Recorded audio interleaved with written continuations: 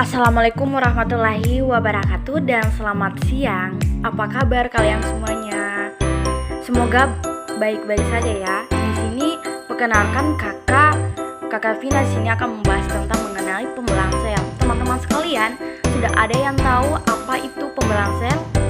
Nah, kalau tidak ada di sini saya akan membahaskan mengenai pembelang sel ya. Semoga teman-teman bisa menyimak dan bermanfaat bagi teman-teman semua. Nah, di sini pengertian pembelaan sel. Nah, di sini pembelaan sel adalah proses di mana sel membelah dirinya menjadi dua bagian atau lebih. Nah, teman-teman bisa lihat ada gambar di sampingnya pembelaan sel. Nah, di mana sih banyak macamnya.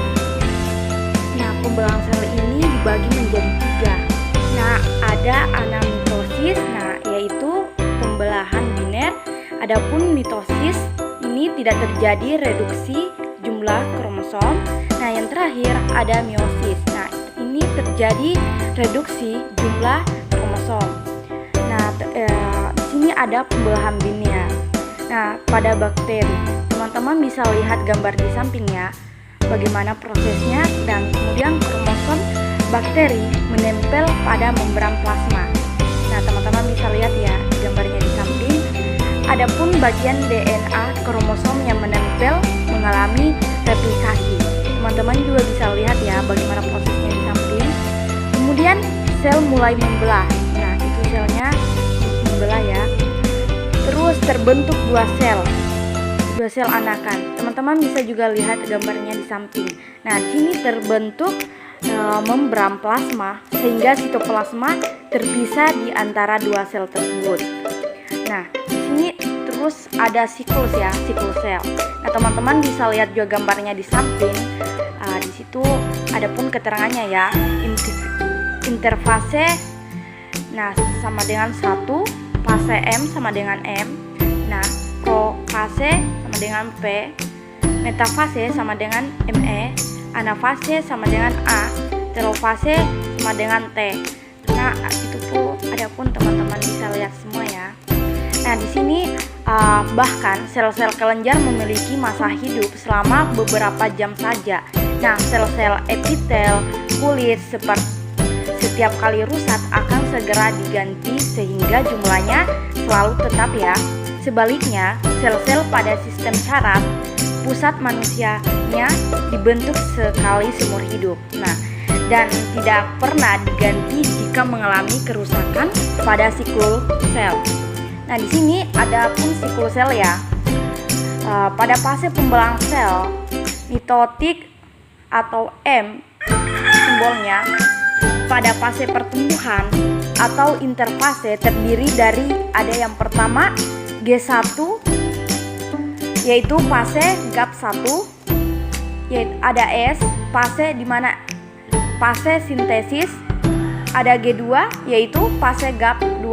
Nah, sebelum sel memasuki fase mitotik dan siap membelah. Di sini ada siklus sel ya. Pada fase G, prosesnya fase GAP pertama merupakan fase pertumbuhan primer. Adapun fase S, di mana fase sintesis DNA. Ada fase G2, di mana fase persiapan membelah sel. Yang terakhir ada fase M, di mana fase ini pembelahan sel. Ada interfase. Interfase terjadi replikasi DNA dari satu salinan menjadi dua salinan. Adapun fase GAP1 ya, belum terjadi replikasi DNA. Ada fase sintesis atau bisa disebut S. DNA dalam inti mengalami replikasi sehingga menghasilkan salinan 2 DNA. Ada fase yang terakhir, fase GAP2, replikasi DNA telah selesai dan sel bersiap-siap mengadakan pembelahan. Itu adapun interfase, di mana merupakan sebuah jeda panjang antara satu mitosis dengan yang lain. Jeda tersebut termasuk fase G1, S, G2. Ada fase G atau bisa disebut GAP. Fase G yang terdiri dari G1 dan G2 adalah fase sintesis zat yang diperlukan pada fase berikutnya.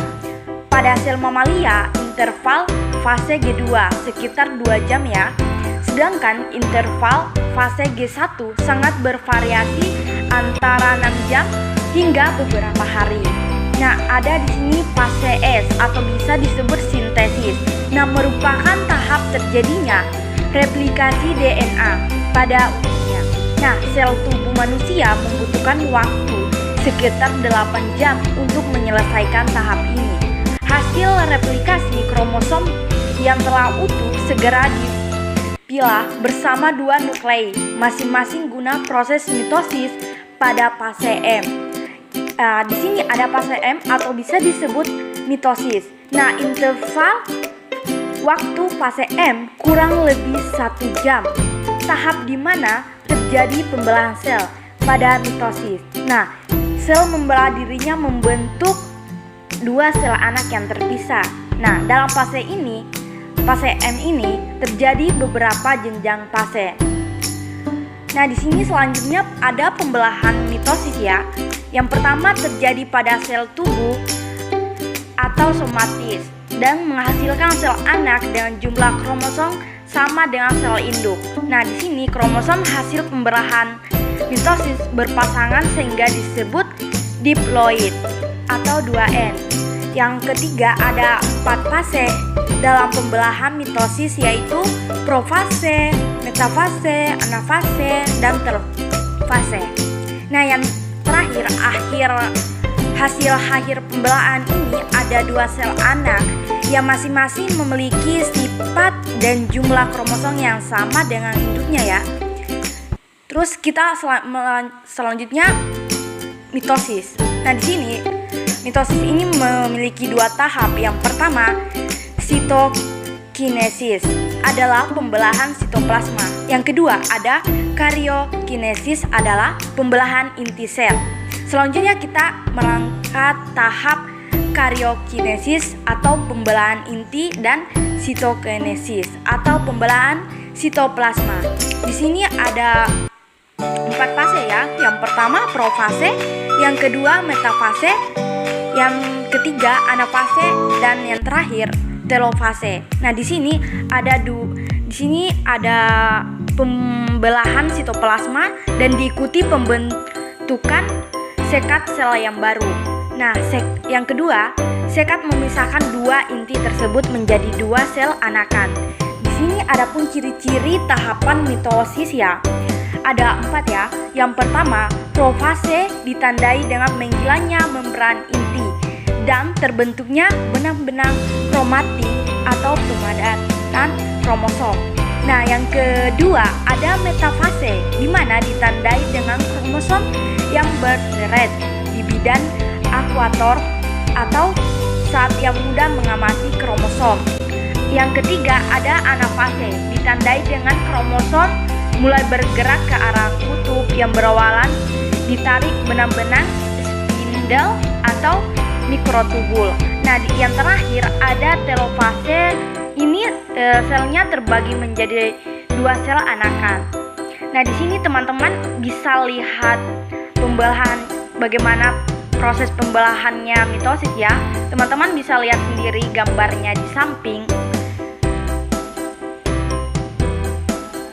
Nah, kemudian ada reproduksi sel. Di sini ada mitosis ya. Teman-teman bisa juga lihat gambarnya di sampingnya. Di situ ada 7 gambarnya. Yang pertama ada interfase. Nah, teman-teman bisa juga lihat ya perbedaannya antara interfase dengan profase. Begitupun sebaliknya ya. Profase perbedaannya prometafase dan metafase perbedaannya anafase, telofase awal dan telofase akhir. Teman-teman bisa lihat di samping ya bagaimana masing-masing mempunyai perbedaan dan prosesnya ya. Nah, terus kita melangkah ke pembelahan mitosis 2. Nah, teman-teman juga bisa lihat gambarnya di samping ya. Bagaimana proses mitosis 2 nya itu ya terbentuk ya. Teman-teman bisa lihat ya gambarnya di samping. Nah, kemudian ada pembelahan meiosis atau terjadi pada sel gamet. Nah, di sini ada yang meiosis 1 ya. Teman-teman bisa juga lihat ya gambarnya di samping ada 4 ya. Teman-teman bisa lihat bagaimana prosesnya dan perbedaannya dari 4 gambar tersebut ya.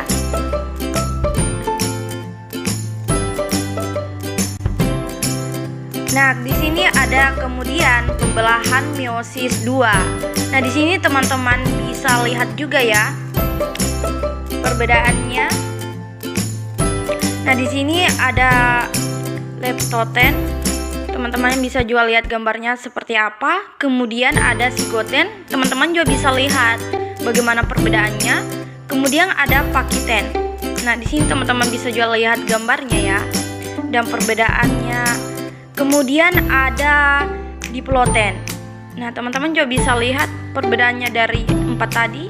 Kemudian yang terakhir ada diakinesis. Nah, dari 5 tahapan profase 1 ini ya, teman-teman bisa lihat ya bagaimana perbedaannya masing-masing. Nah, di sini kita melangkah ke pembelahan meiosis 3. Nah, di sini ada meiosis 2. Nah, di sini teman-teman juga bisa lihat ya gambarnya di samping telofase 1, kemudian profase 2, kemudian ada anafase 2, metafase 2, telofase 2. Teman-teman bisa lihat prosesnya bagaimana dan perbedaannya ya. Teman-teman bisa lihat gambarnya di samping. Nah, kemudian ini ada gametogenesis hewan jantan atau spermatogenesis. Nah, teman-teman bisa juga lihat ya bagaimana perbedaannya di sini.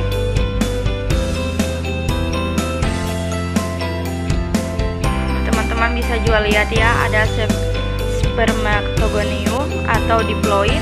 Nah, di sini ada spermatosit primer atau diploid, ada spermatosis sekunder, haploid.